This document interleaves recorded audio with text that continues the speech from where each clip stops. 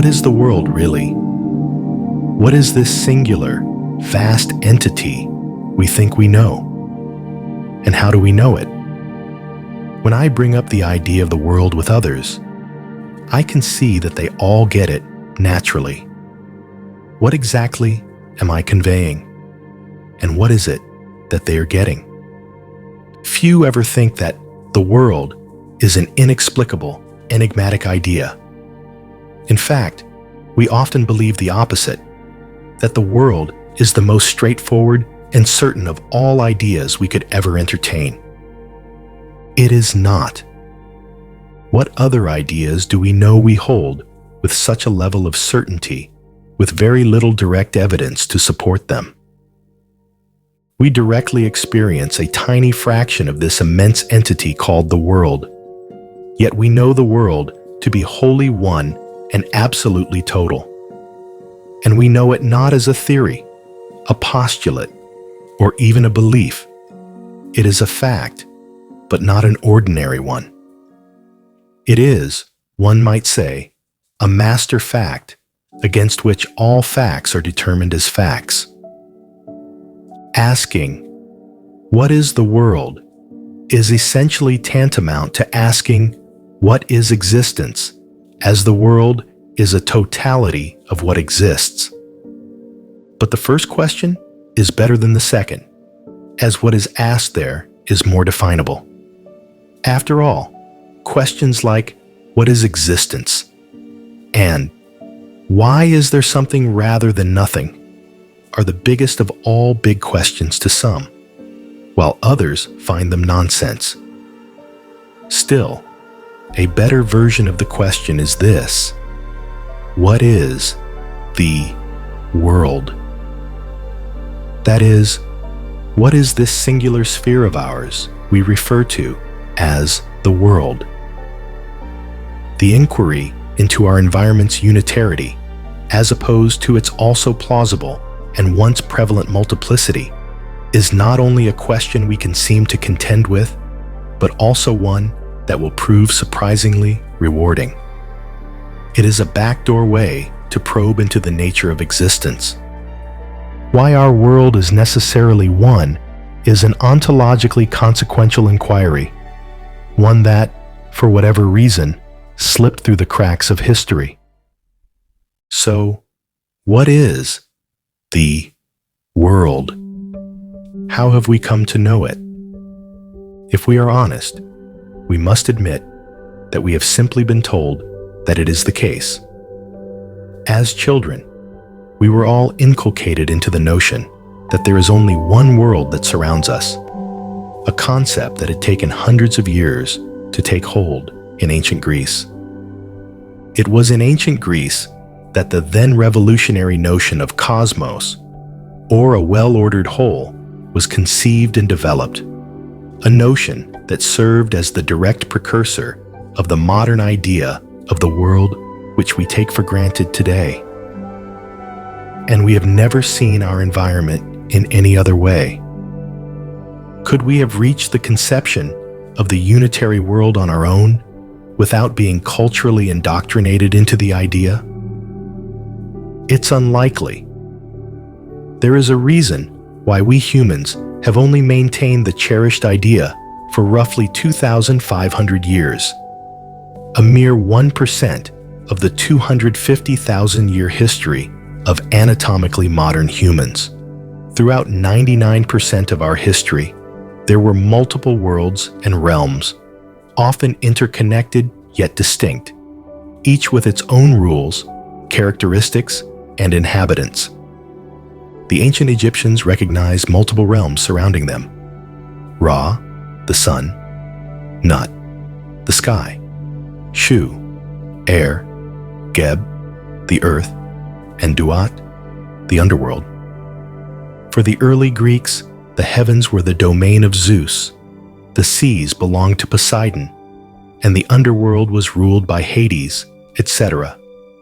The cosmos of Norse mythology, the last of the great mythological systems, consists of 9 distinct worlds that are connected by the world tree, Yggdrasil. Why didn't early people consider these extra worlds to be mere figments of their imagination? That was difficult to do when the whole category of facts had not yet been invented. Facts are the constituents of a single total world that had not yet been conceived at the time. Though it is sheer common sense to us now, our belief in a single world was nothing short of a miraculous feat, given our circumstances. To arrive at that conviction meant that we unwittingly confronted and ultimately conquered at least two seemingly insurmountable paradoxes. Paradoxes that had us trapped in the multi-world chaos for much of human history. The paradox of part-engaging whole, or word-reading text. Given the natural state of our surroundings and our experiences with them, it is easy to see why we humans have historically defaulted to the idea of a multi-world. In short, there is nothing in our environment that suggests unity. There is no apparent element that connects everything together. For instance, if things were all colored and shaped the same as far as our eyes could see, perhaps seeing our environment as a single, unified whole might be a possibility. But they are not. They are as different and diverse as can be. But above all, there is one simple reason why we could not attain a single worldview until recently. We are part of the world. If the world were something outside us and we could observe it truly objectively, the oneness of the world might be a reasonable idea to attain. Or, even if we are locked inside the world, as we obviously are, but if we possessed some superpower that allowed us to travel to and witness the limits of the world, assuming such places exist, we could in theory be certain of the continuous oneness of the world. But we are neither outside the world nor in possession of such superpower. And yet, here we are, believing in the unitary reality of the world as if it is the most self-evident truth we have ever known. And the oddest thing is this single world of ours, most of which is beyond our experiential reach, is, for whatever reason, not our postulate, imagination, or fantasy. In fact, postulates, imaginations, and fantasies are all set against this reality of the world, which does explain why, in the absence of the conception of a unitary world, the demarcation between truth and myth could not be drawn. So, the consummate paradox of the world is this: the totality of everything is engaged by something. The whole is addressed by one of its parts. Our conception of the world, unremarkable as it might seem to us, is made possible by overcoming this apparent paradox. What does it mean for me, a part, to engage in the whole, all the while remaining a part?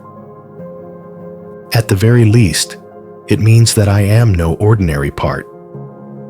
A part that can engage the whole as a fact is peculiar, just as peculiar as a word that can grasp and read the whole of the text it is in. If a word knows it's a word in a text, everything around it is also a word in a text, and also has a grasp of the text itself as a totality of all the words.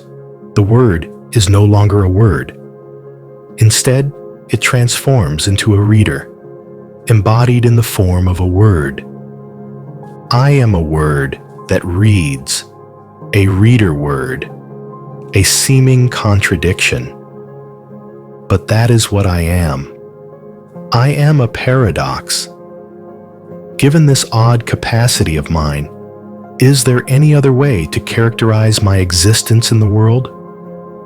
I am a thing written into a text called the world, yet capable of reading the world.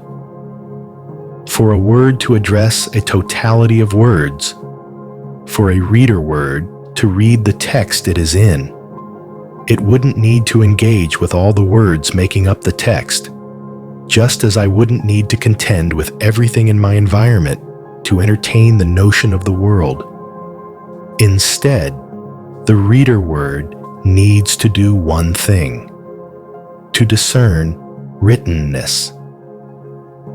With the capacity to discern writtenness in its environment, the reader word can capture itself as a written thing, a word, order the surroundings as a series of words, and have an intuitive yet firm grasp of the entirety of writtenness, the text. Similarly, with my ability to recognize unqualified existence, I can see that I am an existent. Things around me are all existence, and I can have a grasp of the totality of existence, the world. Now, every word has some built-in functions to perform as it interacts with the surrounding words. The reader word, as an individual word, is no exception. But the ability to address the totality of words, to read a text, could not be one of those functions. Reading cannot arise from what is written because it belongs to the process of writing. The point here may be better illustrated with another analogy. Imagine an image projected onto a screen, a peculiar image that somehow knows that it is a projection and that everything around it is also a projection. And where it is situated notwithstanding, it manages to have a grasp of the entirety of projective images, having captured their shared projectedness. To be able to do all that, what must this strange projected reality entail?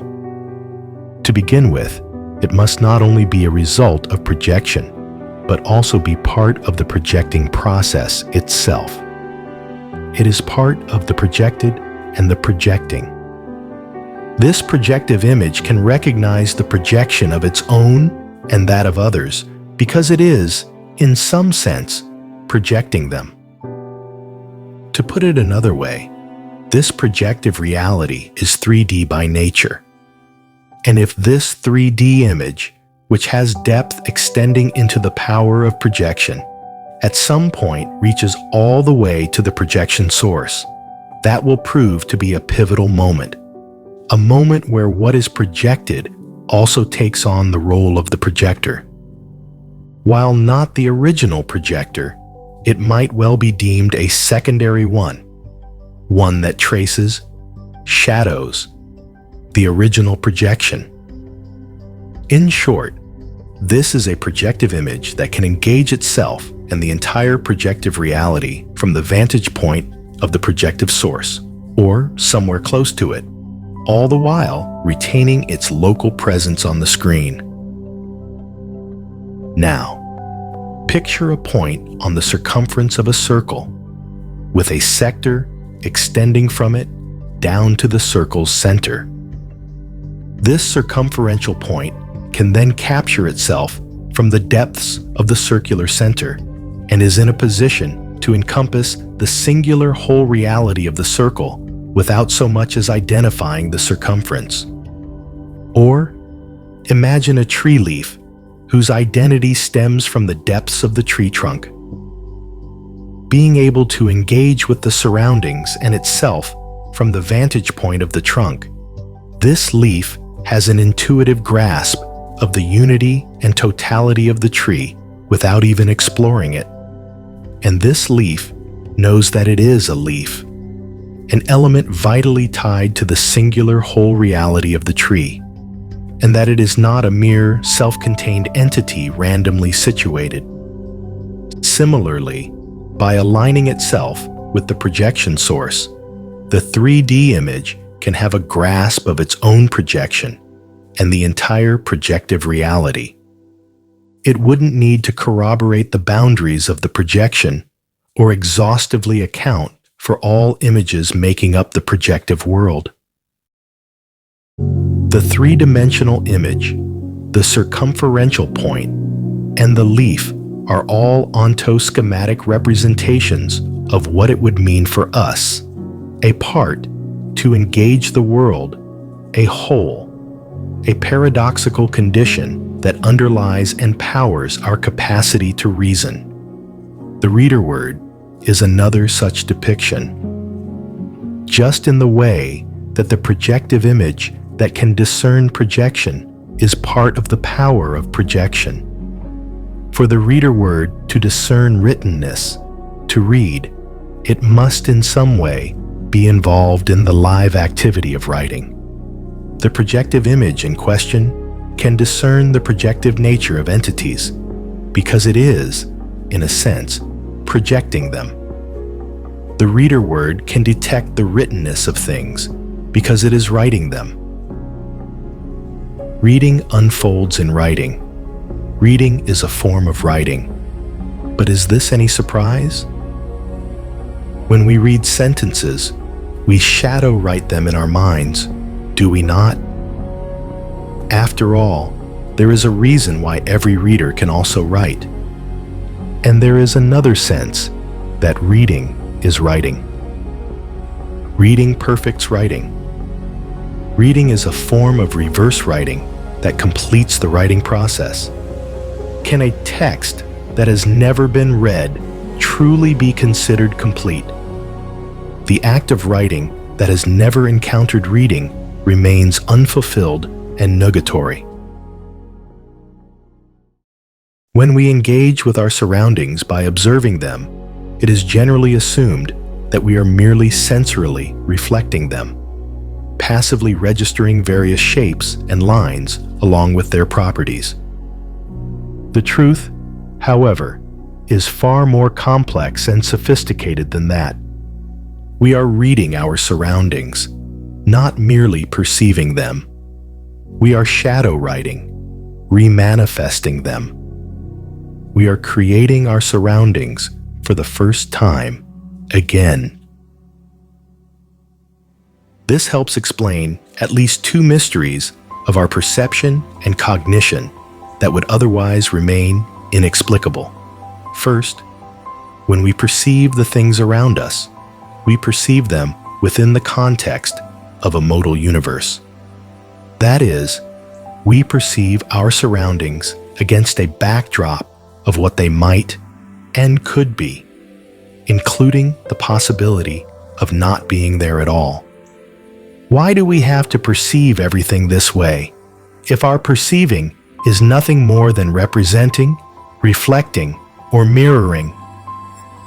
Isn't it because we don't perceive things as they are, but manifest them as they are, with an implication that there are other ways they could have manifested themselves?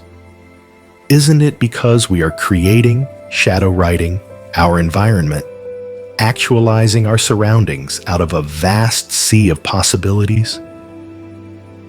Secondly, we, as conscious humans, operate with an undeniable sense of freedom. We believe we are the owners of free will and the authors of our own actions.